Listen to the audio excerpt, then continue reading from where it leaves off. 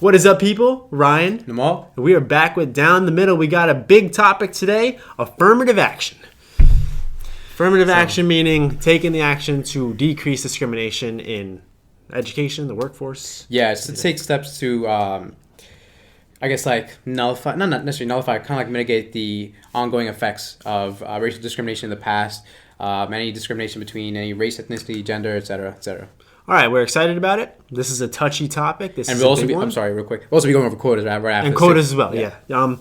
So let's get right into it. I wanted to start with the definition of affirmative action would just be trying to end the discriminatory practices in different places, make a real agenda to hire a more diverse set of people. Yeah. And in the process of doing this, you do cut back on your hiring of majority set of people. Usually Asians and whites are the ones, and you can use gender too. So Asians, whites, males are the ones who are then pushed out to hire the racial minorities and the gender minorities.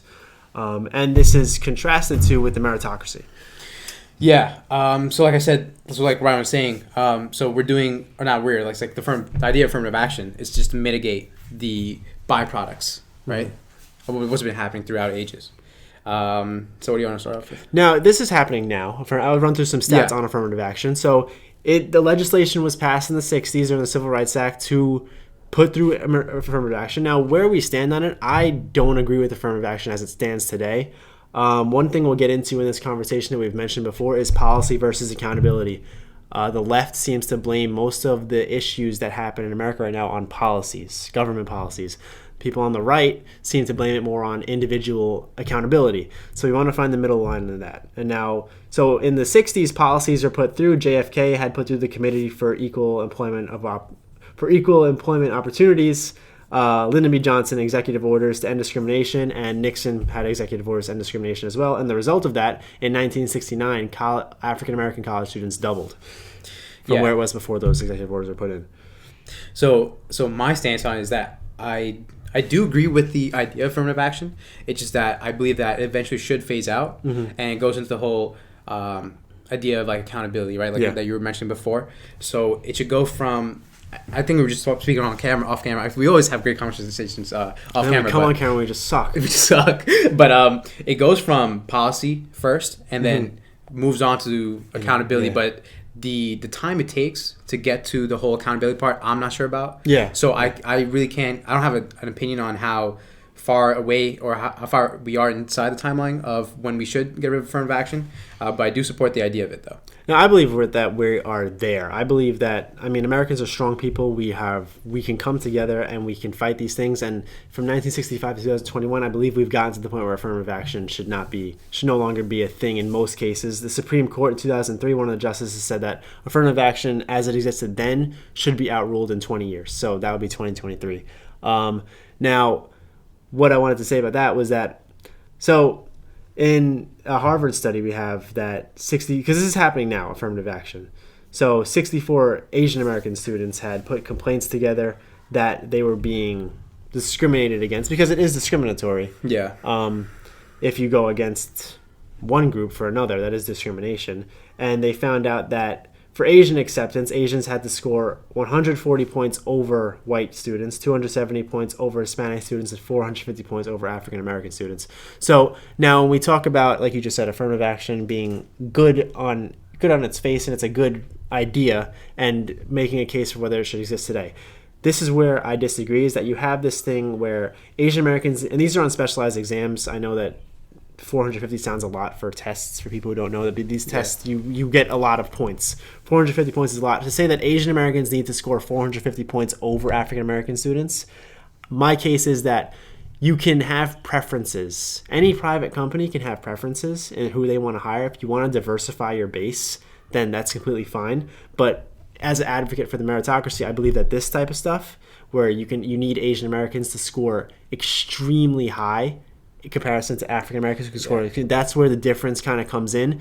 That and I just want to throw in, and I'll give it to you after. When I joined the Army, when I signed up, one of the things they did on my application was took off race. October 2020, at the start of the newest military fiscal year, they took race off the application. This is pure meritocracy. Yeah. So they don't even want to know what race you are. They're going to accept you all on your just your merit and your traits. So yeah, so that is the unfortunate flip side to affirmative action, right? So like I said, I'm an advocate for equalizing the whole racial injustices that have happened in the past, but also if we're going to it's kind of like now you have to work hard as an Asian, and it takes away the meritocracy, and I don't believe in taking away meritocracy. I believe meritocracy has a huge part in society, and it should definitely be rewarded. So that's the flip side of affirmative action that I don't like, and it's definitely horrible for Asian students. That's been a huge case, especially in 2018. I think most of those cases were popping up. And I actually don't have an answer for that. I don't know how we could fix that necessarily, but I think you came up with an idea of just onboarding everybody who would be applying anyway. And just to talk on that for a second, well, I'll go on that. Do you not want to move into that? No, because I had a thought, and I don't know, I completely lost it. It was gone. I feel like Joe Biden. I feel like me, like last podcast. Well, one thing I was mentioning, and that's Harvard. So you can imagine that in different schools in different areas, that's the biggest school in the land. And what I want to talk about is the meritocracy. One thing that we've spoken about, and I just want to say, is that we do acknowledge the fact that America was systemically racist, and that there are still after effects of that now. And like Nomal said perfectly, judging the timeline on when, because there needs to be a shift from policy to accountability. It was policy for the 60s and 70s into the 80s, I'll give you. And then in the 90s, I think that shift needs to begin. And by now, we should be shifted where it goes to individual accountability. That timeline is completely unpredictable. There's no set numerical value. It depends on the people in the nation, the leaders of the nation, the policies of the nation. How much progress we made since then. Exactly. Now, I think our big difference here is that Nomal is more of maybe we aren't there. I think we're fully there. And now, of what you just said, accepting the minority, I think that these colleges, instead of now pushing out certain students who are scoring high, you should just accept everybody. Like, I know that's a big burden on colleges, but I think that they can handle it. And I think that the amount of students and we could say we're going to get into workers too. It's not just education. Right. So the amount of people who are being now pushed out, I don't think it's substantial. I think that it's a controllable amount of people who are being pushed out, and you can compromise between just increasing your cap on accepted students, because you want a meritocracy. I know that this is a great idea, and I know that a lot of people from the left are valuing equality over economics and success and prosperity, but you need a meritocracy if your nation's going to prosper and move forward. You need the best people doing the most important jobs. Yeah, I absolutely agree. Like, it's almost as if, like, the harder you work, the more you're penalized almost, Wow. That's like taxing the rich. Well, it depends on if you're a large corporation or more 400K. Whoa. But that's something I don't agree with at all. Like if you work hard, you should be rewarded for it, right? I also forgot my thought. So my response to Ryan when he said that was that I don't know the numbers for how many students are not being put into the school for their meritocracy. So I can't also have an opinion on it, really. But it would be great. Like, if there's not that much of a difference and wouldn't put too much of a burden on top of colleges, then it would seem like a good idea to do that. Because I mean that's my idea towards it, and I think that there's definitely a sensibility to the fact that no, we can't just accept everybody. And I don't run a college, contrary to popular people. I don't know how college. We just went to college. Yeah, I don't know how they manage the admissions, but I think there's definitely a compromise between saying Asians need to get 450 points over African Americans and just accepting a few more students. Kind of reminds me of like Section 8, like where you have housing for people who are discriminated against and make less, and now the government pays a little bit of their rent so they can live in nicer neighborhoods and they can raise up and they can accumulate wealth better. Like, you have these systems where the organization itself does not push other people out, but assists people who they want in that position. And I think there's definitely some kind of compromise that can be made rather than just saying, no, we're not accepting you because we need to accept this person. And affirmative action works. Yeah, it definitely does. I just have a couple numbers to run through. It works well. And white people in 1976, we made up 80% of the college base. So 80% of college kids were white. 2016 was 57%. So a big difference from those affirmative action policies. California banned affirmative action the year after they banned it, or a couple years after they banned it. 23% decrease in African American attendance. So affirmative action does work. Yeah, and then there's also another study by Yale, and their research has shown that it's played an important role in reducing the unemployment and wages between the differences rather between men and women and between majority and minority workers. So obviously it has a big, and as you see from stats, it has a big difference.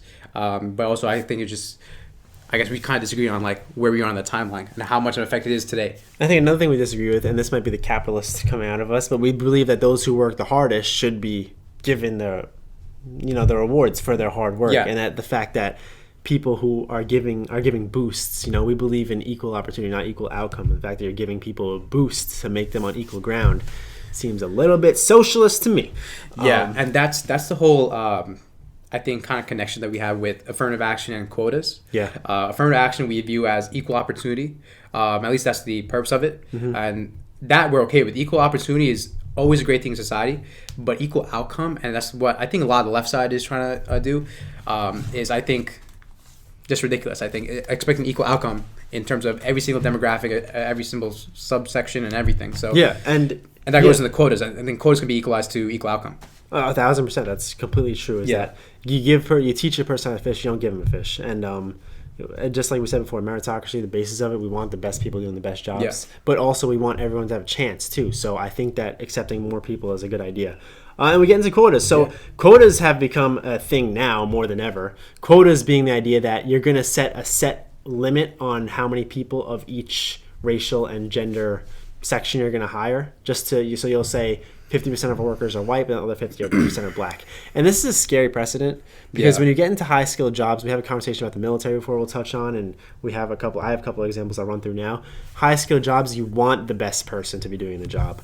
And so basically, like Wells Fargo has said that they're going to increase African-American leadership by 12%. Ralph Lauren, 20% are going to be hired. They're just minorities.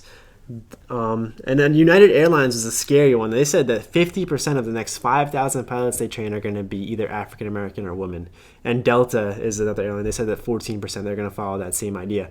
So now, why is this scary?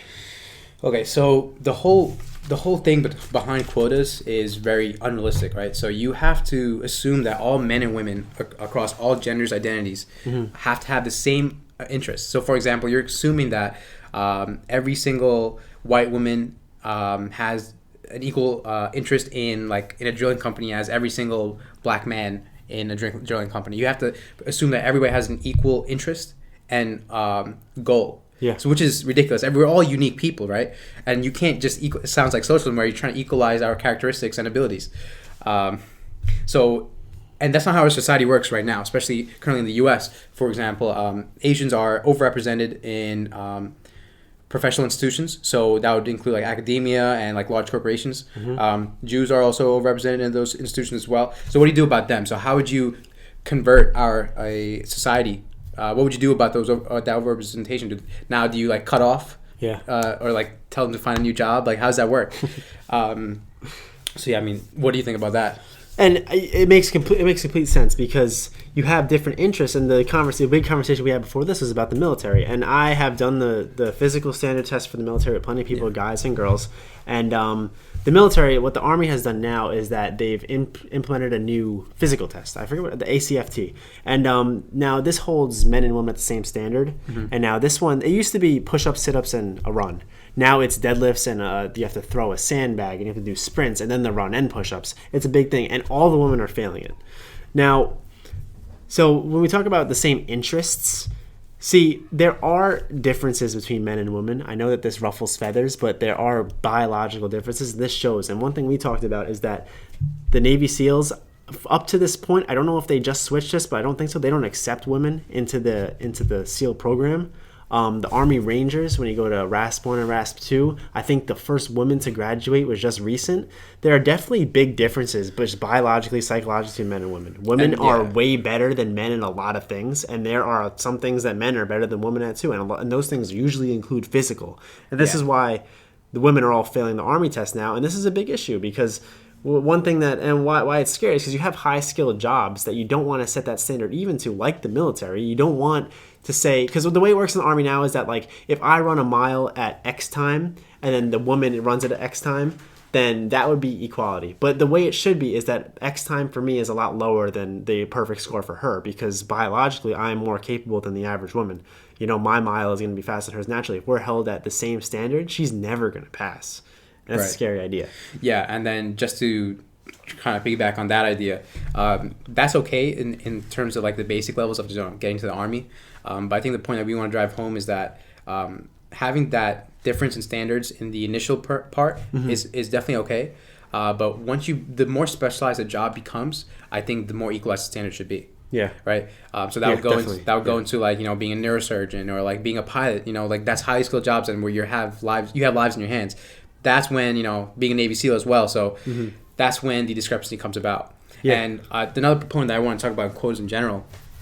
It's almost impossible. I mean, it is impossible in my opinion to just differentiate as many factions as possible and just have it's the whole point is to equalize the outcome of individuals within any type of job, right?